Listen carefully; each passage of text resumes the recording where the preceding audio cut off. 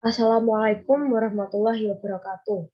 Sebelumnya, perkenalkan nama saya adalah Pradina dengan NIM 2020101703111161 dari kelas akuntansi 3F.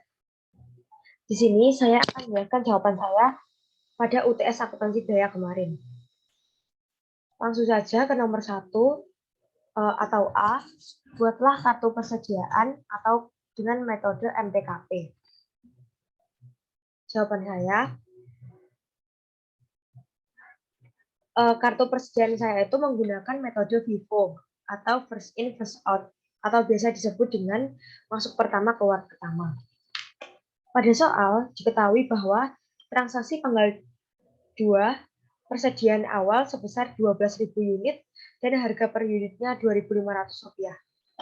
Jadi saya tulis tanggal 2 bulan 1 2021 saldonya itu persediaan awal itu 12.000 unit dengan harga 2.500 dan dengan jumlah 30 juta rupiah. Lanjut ke transaksi tanggal 5, pembelian 22.000 unit dengan harga per unitnya Rp2.800. Pada tanggal 5 saya tulis pembelian dengan 22.000 unit, harga per unitnya Rp2.800 dengan jumlah Rp61.600.000. Jadi persediaan awal tadi saya tulis lagi ke saldo, kemudian pembelian saya tambahkan ke bawahnya. Ke bawah 12.000 unit, yaitu sebesar 22.000 unit tadi. Jadi saldo pada tanggal 5 sekarang itu, pada tanggal 5 itu sebesar 12.000 unit dengan harga 2.500 dengan jumlah 30 juta rupiah. Dan ada tambahan lagi 22.000 unit dengan harga 2.800 rupiah dan jumlahnya 61.600.000 rupiah. Lanjut ke transaksi nomor 8, tanggal 8. Ada pembelian sebanyak 23.000 unit dengan harga per unitnya Rp3.000. Pada tanggal 8, 20 pembelian dengan 23.000 unit dengan harga per unitnya Rp3.000 dan jumlahnya 69 juta rupiah. Jadi saldonya tadi ditulis lagi sebesar 12.000 dan 22.000 tadi ditulis lagi, terus kemudian pembelian tadi ditambahkan ke bawahnya. Yaitu jadi seperti ini. 12.000 dengan harga sekian, jumlah sekian, 22.000 unit dengan harga sekian, jumlah sekian, dan yang terakhir ada 23.000 unit ini dengan harga Rp3.000 dan dengan jumlah 69 juta rupiah. Kemudian tanggal 15 ada penggunaan sebesar 55.000 unit. Di sini saya tulis penjualan karena menurut saya penggunaan itu sama dengan penjualan. Pada tanggal 15 Januari 2021 ada pembelian 55.000 unit. Jadi dari persediaan awal mulai dari 12.000, 22.000 ini sampai 23.000 unit ini dijumlahkan sejumlah 55.000 unit, apabila sisa ditulis di saldo terakhirnya sini. Jadi 12.000 unit ini saya tulis lagi di sini karena belum mencapai 55.000, saya tambahkan yang ini ke bawahnya yang 12.000 tadi. 22.000 saya tambahkan ke bawah sini dengan harga sekian jumlah sekian. Jadi 12.000 dan 22.000 ini kan belum mencapai 55.000 unit.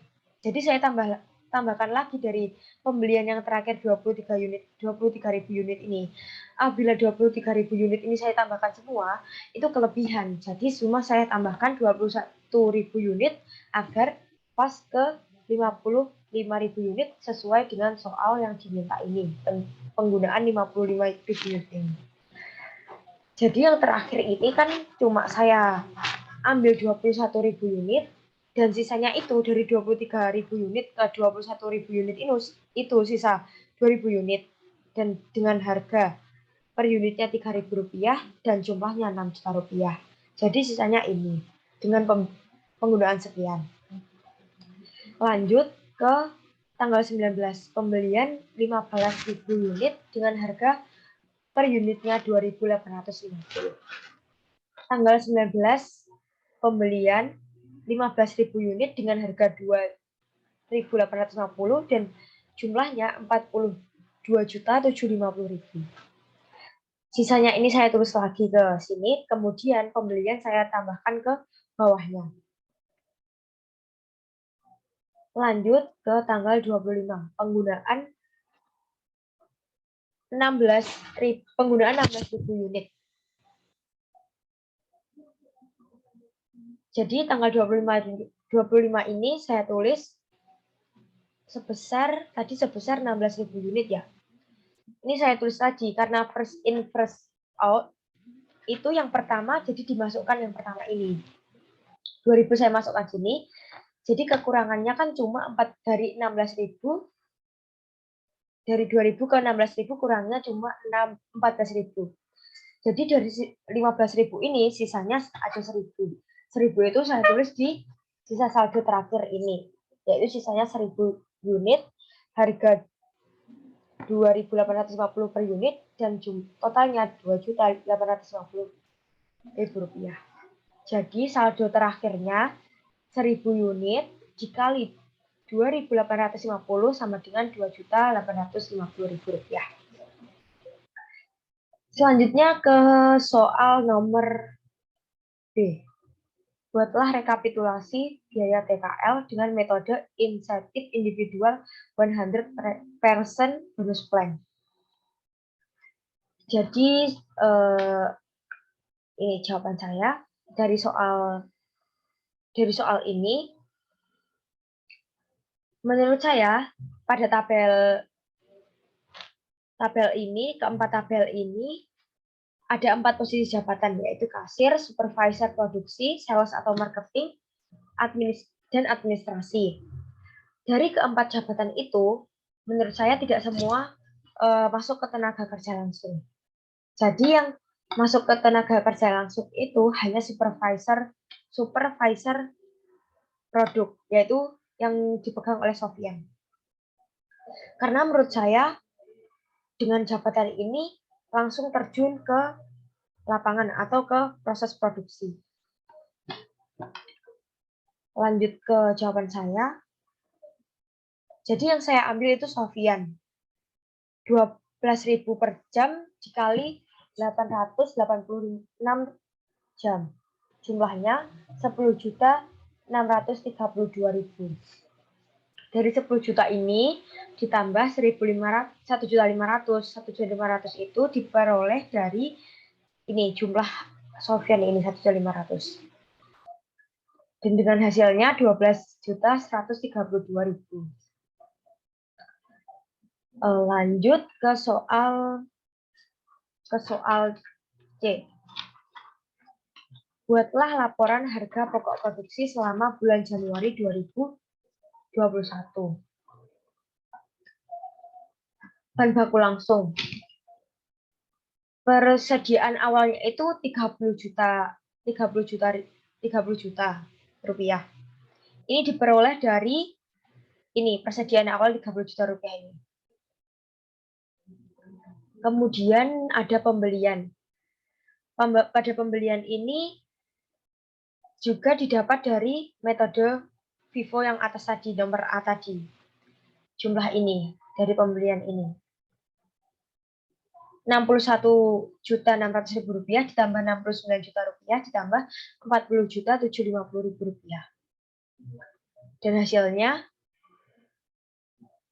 173.350.000 rupiah. Kemudian dijumlahkan jumlah mendapat bahan baku yang tersedia 203.350.000 rupiah. Kemudian persediaan akhirnya itu didapat dari nilai akhir persediaan. Ini 2.850.000 ini dari metode Vivo tadi sisanya. Kemudian dikurangkan dari 203.350 itu dikurangkan menjadi mendapat bahan baku yang terpakai jumlah 200.500.000 rupiah. Dan biaya tenaga kerja langsung ini 12.132.000 rupiah itu didapat dari soal B tadi. Ini Sofyan tadi.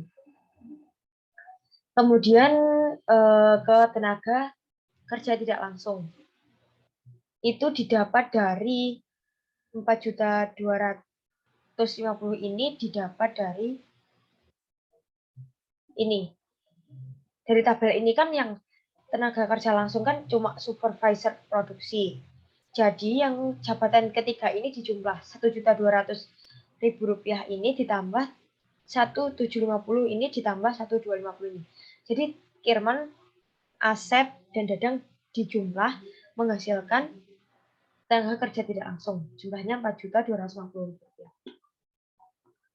Kemudian bahan baku. Bahan baku ini diperoleh dari 5% dari total biaya bahan baku, yaitu mendapat 10.025.000 rupiah. Kemudian biaya tenaga kerja. Biaya tenaga kerja ini rumusnya biaya tenaga kerja langsung ditambah biaya tenaga kerja tidak langsung. Biaya tenaga kerja langsung tadi ini 12.132 ini dan biaya tenaga kerja tidak langsung 4.250. Jadi 12.132.000 ini ditambah 4.250 ini mendapatkan ini. Terus biaya overhead itu ini dari total. Ini total mendapat ini. Terus biaya persediaan BDP awal 14 juta, kemudian dikurangi persediaan BDP akhir 3.500 dan harga pokok produksinya 240.683.400. Lanjut ke soal D. Temukan laba kotor dari hasil poin B dan C. Laba kotor sendiri ini diperoleh dari hasil penjualan dikurangi HPP. Penjualannya tadi sudah diketahui dalam soal sebesar 540 juta rupiah dan HPP-nya ini 246.83.400 ini. Jadi dikurangi 540 juta rupiah dikurangi 240.683.400 dan memperoleh hasil laba kotornya 299.316.000. Maaf ini kurang 01. Sekian penjelasan jawaban UTS dari saya. Mohon maaf apabila ada kesalahan kata. Wassalamualaikum warahmatullahi wabarakatuh.